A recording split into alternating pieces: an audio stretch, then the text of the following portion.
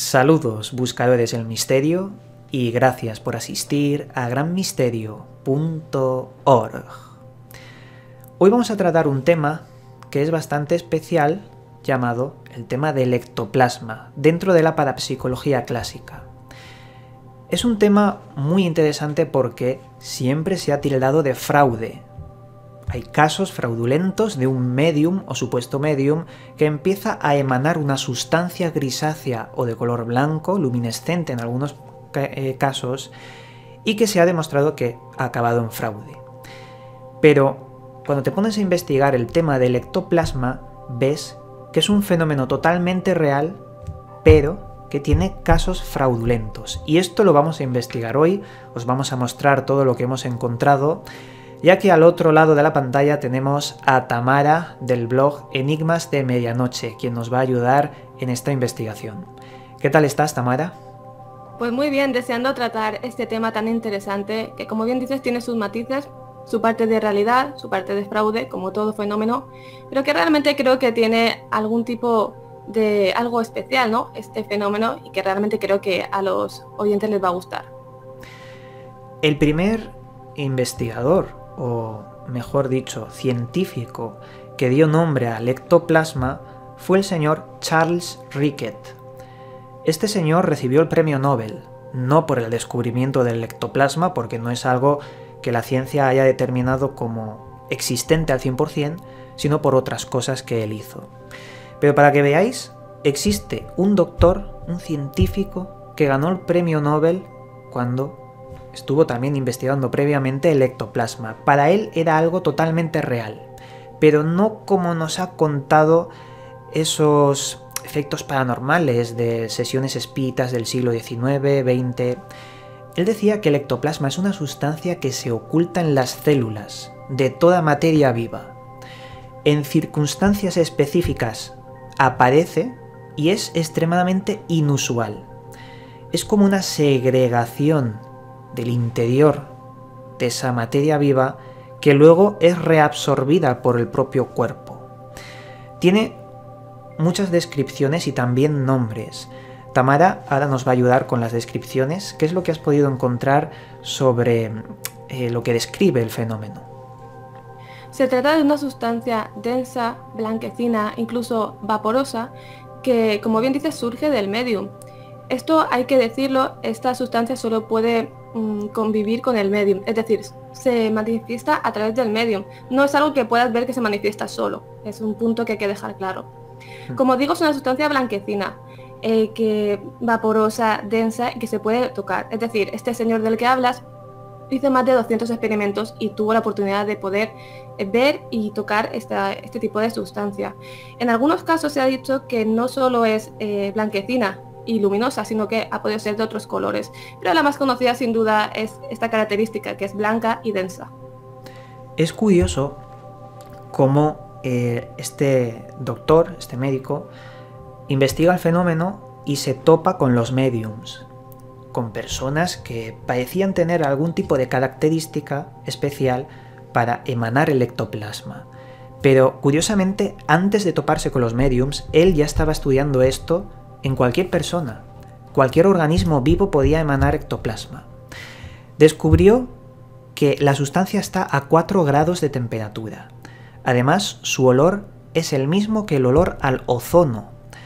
Además, su luminosidad y color blanco característico se ha encontrado también en raras ocasiones color rojo. Pero antes de este doctor, mucho antes, incluso centenares de años antes, existían chamanes que utilizaban rituales con ayahuasca en los que aparecía misteriosamente ectoplasma. Ellos no lo llamaban ectoplasma, ya que ese término no fue acuñado hace tanto tiempo. Esto lo dijo el investigador Terence McKenna. Lo ha recogido en su libro sobre los chamanes que utilizaban ayahuasca y emanaban ese tipo de sustancia. Pero es que también los jíbaros, en sus rituales mágicos, entre comillas, utilizaban una sustancia que aparecía de las orejas, de la nariz, de los ojos o de la boca, que era de tonos grisáceos y también violeta. muy curioso el tema del ectoplasma antes de ser acuñado por este premio Nobel llamado Charles Rickett. Cuéntanos un caso, Tamara, interesante sobre el ectoplasma. Cuéntanos algún caso de los que hayas podido investigar. El ectoplasma en sí creo que cogió su auge en el siglo XIX y XX, quizás por ello el nombre, ¿no? Y este señor del que estamos hablando estuvo investigando varios casos. Los más conocidos y los más famosos fue concretamente en una de las sesiones en la que el ectoplasma, no sé si lo sabes, se puede materializar de distintas formas y en distintas fases. Empieza saliendo del medium, después puede manifestarse quizás formando caras, formando manos, brazos, dedos. Y como ya algo más fuerte, quizás un poco más de película, incluso se podría decir, ¿no? Porque es muy extraño, una materialización completa, es decir, ver a alguien que se ha formado del ectoplasma, como dejando paso el medium para que se pueda manifestar.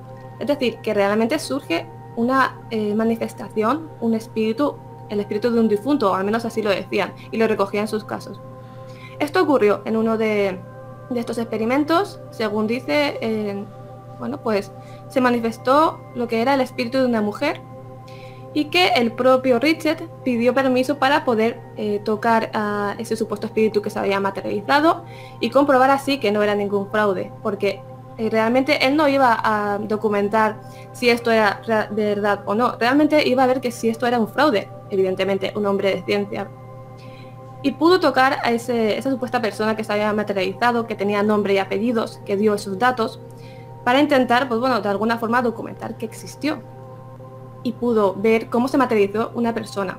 Otro de los casos también fue uno de los presentes, que estuvo en esas sesiones, que vio cómo su nieta se manifestaba de alguna forma mediante el ectoplasma, y la pudo reconocer. Es decir, que no estamos hablando de una simple sustancia que sale de la nariz y que solo es un trozo de sustancia que no sabemos muy bien de dónde procede, aunque este doctor sí que lo tenía muy claro. Creía que era algo parte biológico del propio medio, y que se puede manifestar formando formas humanas. Creo que esto es bastante curioso y quizás lo más destacable. Claro. Yo cuando me puse a investigar este término del ectoplasma, intenté separar lo que es científicamente comprobable de la parte en la que los mediums y demás intentan transmutar la sustancia. Pero es que no se puede. Llega un momento en el que, como decías, Charles Rickett presencia en esas sesiones como el medium empieza a emanar las sustancias. A mí me interesa más la parte anterior a los mediums, por eso también he indagado un poco en el chamanismo y demás. Pero, como bien decías, se presenciaba estas sustancias como a veces vaporosas, a veces sólidas, líquidas, pero es que también la sustancia tenía características como latidos internos, respiraciones, como si la sustancia fuera algo más que simple líquido, como si fuera una entidad, como si fuera un ser vivo que está siendo emanado del propio medium. A veces se confundía como un fantasma, como nos decían, como entidades de otro plano astral, pero realmente lo que dicen los mediums es que la sustancia es una parte del medium, una parte del alma, de la vida del medium que está canalizando, y por eso necesita ser reabsorbida, porque si no tenía efectos en el medium. Claro, ¿qué parte será real y qué parte será mentira? Porque se hizo mucho dinero en el siglo XIX-XX al respecto. No sé, Tamara, si conoces algún caso fraudulento o la controversia que ha podido generar este tema. Claro, como bien dices, este tema, pues bueno, generó mucho dinero, se lucraron muchas personas.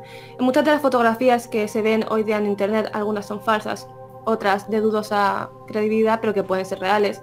Pero hubo mucho fraude, porque este tipo de cosas, de fenómenos, llamaban mucho la atención. Realmente había bastante gente en las sesiones. Entonces, claro, ¿cómo saber lo que realmente es un ectoplasma? Si es parte del medium, como bien decías, que yo creo que más bien es parte del medium, que de alguna forma da paso para que se pueda manifestar algo o alguien, pero realmente es parte del medium. No en sí una entidad o un espíritu, sino que es como una especie de algo que ofrece el medium para que puedas ver o comunicarte, ¿no? También, por ejemplo, en las sesiones espíritas realmente se metía supuestamente algo dentro del medium y hablaba a través de él. Claro, eso era más difícil de creer, pero cuando algo emana del medium, algo se manifiesta y cobra forma, ahí hay algo más extraño y habiendo testigos. Si hay fraude, sí, en algunos casos sí, pero como en cualquier otro fenómeno, realmente es difícil saber, porque en esa época también se daba mucho el ilusionismo, ese tipo de actos, y la gente creía mucho, se ganaba mucho dinero y se ponían a hacer prácticamente barbaridades, ¿no? Entonces, claro, ¿por qué no pensar que en algunos casos sí se pudieron lucrar con ello? Todo lo que llama la atención realmente tiene su parte negativa. Uno de las primeras personas en descubrir fraude en el siglo XIX y XX fue Henry Houdini.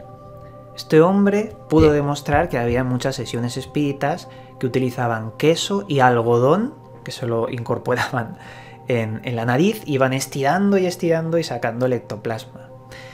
Pero claro, esto es como todo. Muy bien has dicho, Tamara, que todos los casos en el misterio, sea cual sea el tema, tienen fraude.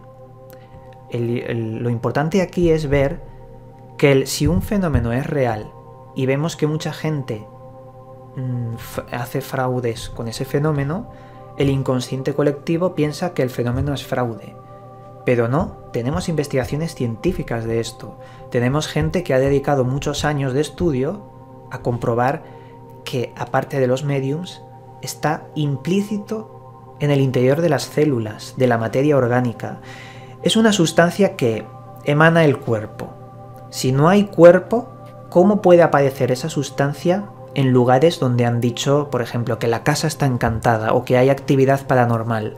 Porque hay casos en los que se ha visto una baba de color grisácea en las esquinas de una casa, de las paredes, o emanaciones sin sentido que luego desaparecen, son reabsorbidas. No vemos un cuerpo, es como un ectoplasma sin un medium. ¿Conoces algún caso de esto? Sí que es cierto que ha habido varios casos, de hecho el último caso que tratamos, aquella materialización de babas, en el caso Vallecas, claro, se llegó a pensar que podía ser quizás un ectoplasma, pero claro, ese fenómeno es más bien, yo creo que existe también, se materializan ciertas cosas, ciertos objetos, hablamos de eso, ¿no? Y ¿por qué no pensar que puede ser ectoplasma? Pero creo que más bien necesita siempre una fuente de energía, quizás es más difícil ver este tipo de casos, porque normalmente siempre se ha visto con el medium, y en esta época, pero siempre necesita de una energía, de una persona, y creo que sí hay un canal, una persona que puede provocar que esto ocurra, porque no pensar que podría ocurrir y que no salga de esa persona, porque eso es otro fenómeno que podríamos tratar, es la materialización de objetos, de babas, de todo tipo de cosas fuera del cuerpo. Esto también existe, pero sí que es verdad que lo que es en sí el ectoplasma nos referimos más a algo que sale del cuerpo, lo más conocido en sí. Claro, porque si retomamos el principio de lo que estábamos hablando, Charles Rickett decía que antes de conocer toda la historia de los mediums, que el ectoplasma podía estar dentro de las células. Claro, materia orgánica puede estar también en una pared, puede estar en una esquina de 4 paredes, puede estar en el suelo, en el techo. ¿No podría ser que la mente, a lo mejor de un fallecido que está en un lugar supuestamente, digamos, encantado, altere o despierte de las células que puedan estar esparcidas en una habitación y generen esas células el ectoplasma? ¿Podría ser algún tipo de activador de la materia orgánica, de las células o incluso del propio ADN? Porque el señor Rickett dijo que aparece el ectoplasma, el real, en circunstancias inusuales, pero siempre relacionadas con histeria. Es decir, cuando una persona se pone histérica, existe una probabilidad de emanar ectoplasma. Esto lo decía él. Por lo tanto, nos está hablando de emociones extremas. ¿Puede las emociones extremas alterar las células de lo orgánico, sea una persona o no, y emanar ese ectoplasma? ¿Podría ser la respuesta o la solución a esto que acababas de mencionar en el caso Vallecas, una baba que apareció en una mesita? Yo creo que sí, creo que es posible totalmente lo que estás comentando, porque son materias orgánicas que se manifiestan. Y si hay algo, una emoción muy fuerte, como estás comentando, además en ciertos lugares se suelen dar pues, emociones muy fuertes de algún trauma, fallecimiento, algún acontecimiento fuerte, ¿por qué no pensar que de alguna forma se puede materializar? Quizás es difícil porque hoy día no se investiga mucho esto, ha pasado a otro plano de alguna forma. También comentabas antes el tema del fraude. El tema del fraude quería simplemente matizar que era difícil ver porque cuando se manifiesta el ectoplasma ocurren fenómenos paranormales que van de la mano con el ectoplasma, antes y durante de su aparición. Entonces, imagínate en una sesión en la que empiezas a ver luces, empiezan a moverse objetos, realmente dejas de prestar atención cuando algo se mueve. ¿Por qué no pensar que ahí también pudo ocurrir el fraude? Cuando tú de repente ves una luz o un ruido, te giras para mirar y quizás ahí das tiempo al fraude. Pero por otra parte, cuando se manifiestan ciertos fenómenos que no tienen explicación, cuando está el ectoplasma, también hay que pensar a que esto es real y hay testigos. En cuanto a si es posible, como el caso Vallecas, creo que en esa casa había mucha energía, evidentemente el trauma que ya tratamos y el hecho trágico que, ¿por qué no?, pudo provocar esa materialización. Entonces, si se dan este tipo de ejemplos de casos, yo creo que sí, que es posible. Quizás difícil, pero no imposible. Os recomiendo a todos, si no habéis visto el vídeo del caso Vallecas que hicimos Tamara y yo hace un tiempo en el canal, ya que tratamos todo el caso, que es impresionante, y además contábamos con la hermana de Estefanía Gutiérrez Lázaro, que fue la fallecida, y ella nos contó, bueno, un testimonio que no había salido mucho en prensa y que fue muy muy interesante para el caso. Pero bueno, continuando con este tema, yo más que una sustancia lo trataría como una reacción, porque si de verdad la energía negativa o esos puntos, esos picos de energía, cuando en este caso hablamos de histeria, si de verdad altera algo que hay en las células, es una reacción que puede ser en cadena o puede no serlo. Lo trataría como una reacción que me recuerda muchísimo a lo que hacían los monjes tibetanos con la doctrina vajrayana cuando intentaban pensar, focalizar su pensamiento en la materialización de seres que se volvían conscientes, los tulpa, como lo llamaban. Puede que los ectoplasmas sean el cuerpo sutil de estos seres, de estas entidades que ya, como ya digo, desde estas filosofías ancestrales como el vajrayana intentaban incorporar en nuestro día a día. Una práctica ancestral. ¿Podría ser el ectoplasma el cuerpo de los seres tulpa? Esto lo dejamos en el aire. Tamara, cuéntanos cosas que hayas podido investigar por tu propia cuenta sobre el tema del ectoplasma y si pudiera ser descripciones de casos reales, de los que consideres que son reales, no los que podrían ser fraudulentos. Una de las cosas a tener en cuenta es que el ectoplasma desaparece conforme o vuelve al medium, como bien comentabas antes. Entonces es difícil tener alguna prueba, ¿no? Y aunque comentábamos antes que se habían hecho más de 200 experimentos, 2 de ellos concretamente me llamaron la atención, en el que se materializaba pues ciertas personas o ciertos fallecidos. Entonces creo que cuando esto ocurre es la parte más real, porque hay testigos, porque estás viendo a una persona que se ha materializado de alguna forma y que da mensajes, da algunos datos, concretamente el de una niña que se materializó y que creo que Richard se quedó muy impresionado. Realmente es una persona con estudios, es decir, era difícil engañarla y él iba a intentar pues, quitar un poco, saber un poco si era fraude o no. Entonces, partiendo de la base de que era difícil poder investigar el ectoplasma, se hacían muchas fotografías. Pero poder verlo, poder tocarlo, eso solo pocas personas han podido hacerlo. Y cuando esto ocurría, desaparecían. Quizás ese es el misterio un poco de este fenómeno. Y me ha llamado mucho la atención que hoy día no se investiga, no se habla mucho de ectoplasma y me genera muchas dudas del por qué ocurre esto. Puede ser quizás porque se ha tratado de fraude, como muchos otros fenómenos que se dejan atrás por el propio fraude que hay. Yo, sobre lo que acabas de decir, pienso que la clave nos la dio Richard Él dijo Sí. que era un fenómeno extremadamente inusual, como diciendo, el 90% son un fraude. Claro. Puede que esa sea la causa por la cual hoy en día no vemos tantos estudios del ectoplasma, porque es tan raro que aparezca, y no solo en mediums, insisto, en cualquier materia orgánica. No sé, me parece un caso extremadamente interesante. Sé que has investigado también las fotografías, y algunas te han causado hasta terror, otras también gracia porque se ve que es un fraude directamente. Cuéntanos un poco sobre estas fotografías que iré poniendo en pantalla para que la gente las vaya viendo. Son muy gráficas, algunas incluso, como te digo, son demasiado, no sé, dan risa porque parece que eso no puede ocurrir, ¿no? Pero quién sabe si realmente esas fotografías pueden ser reales o no. Hay algunas que dan bastante miedo, ¿no? Cómo sale de la boca del medium, del oído, y que parece que el medium está sufriendo. Una de las cosas es que el medium no se queda igual, incluso entra en trance y en algunos casos, o la mayoría, no recuerda nada. Es decir, por eso quizás se trata de real este fenómeno, porque aunque el medium, entre comillas, pueda intentar que se haga fraude, cuando entra en trance y consigue que esto ocurra, no recuerda nada, entonces no sabe dónde está como mareado, y en los días posteriores tiene algunos síntomas de cansancio.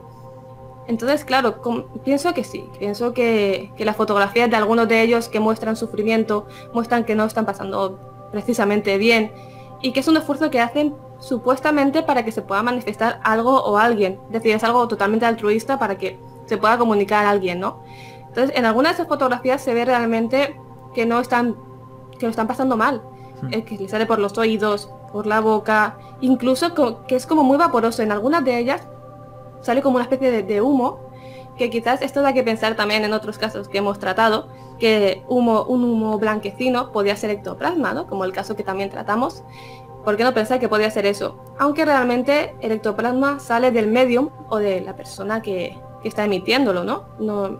Y vuelve a entrar. Entonces, ¿cómo no pensar que en otros casos que hemos conocido recientemente no podía tratarse de ectoplasma, ¿no? Como en el caso Vallecas se ha hablado muchísimo de ese supuesto humo blanco, si podía ser un ectoplasma, aunque es muy complicado. Bueno, es un tipo de ectoplasma, claro, porque hay algunas investigaciones que hablan de su efecto vaporoso, su materialización vaporosa que luego se condensa en algo más sólido. También creo recordar que había algún caso en el que el ectoplasma se quedaba, no era reabsorbido y se convertía en una especie de esfera o de piedra muy dura que luego incluso se guardaba como objeto de culto. Pero claro, ya estamos hablando de hace ya muchos años y tratado como objeto hasta religioso, como aceptado por alguna parte de la religión. Pero bueno, esto ya serían otras cosas más relacionadas con apariciones marianas y este tipo de fenómenos, que todos van de la mano, ya que, como bien decías, no solo aparece el ectoplasma, hay fenómenos extraños conjuntos a este. Si antes hablábamos de que cualquier persona, según las teorías de Richet, podría provocar esto en circunstancias muy inusuales, estoy seguro de que aparte existirían psicofonías, raps o ruidos extraños como golpes en las paredes. Estoy seguro de que es una energía que está aquí, que se relaciona con las emociones, con la mente, y que cuando se activa algo que no sabemos cómo se activa, aparecen estos fenómenos. No sé si estarás de acuerdo, Tamara. Sí, además es que son fenómenos que van de la mano, ocurren antes como antesala al fenómeno que va a ocurrir y después, es decir, no es un fenómeno que vaya solo. Es muy extraño ver casos de ectoplasma en el que simplemente se manifiesta. Como bien dices, ruidos, propia telequinesis entre la gente que está ahí, psicofonías, voces, de todo, entonces, y sobre todo luminarias. Entonces, claro, si este fenómeno va acompañado de otros, significa que algo extraño está ocurriendo en ese ambiente y se están dando ciertas pautas para que esto ocurra.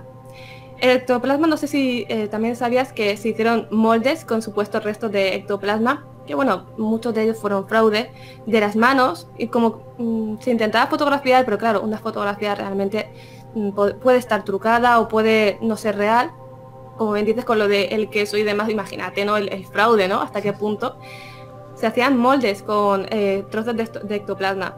¿dónde estarán esos moldes? ¿Realmente son reales o no? Se intentó investigar, pero claro, había un poco de todo. Claro, que además antes las fotos en aquellos siglos, pues bueno, era mucho No es más lo que fácil, claro, mucho más fácil de colar, de decir, mirad que hemos encontrado. Pero ahora, bueno, el que diga que tiene un ectoplasma de verdad y lo haya fotografiado y ha hecho vídeos y de todo, pues la definición que hay ahora y también los avances en cuanto a la ciencia, pues nos daría mucho más datos científicos si de verdad se diera el caso de que es real.